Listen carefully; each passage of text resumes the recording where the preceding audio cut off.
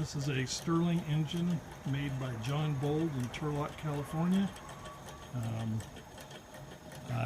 It took it about 5 minutes to warm up.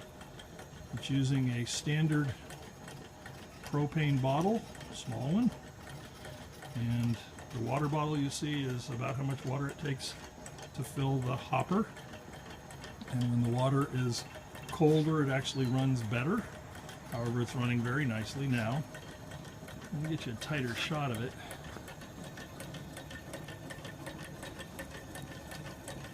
So the main thing with a Stirling engine is friction has to be as low as possible because it doesn't produce a whole lot of extra power.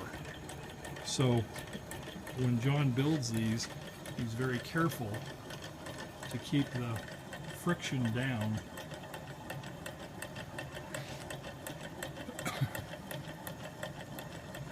He estimates he's made about 100 of these, and later on I will show the other one which I have.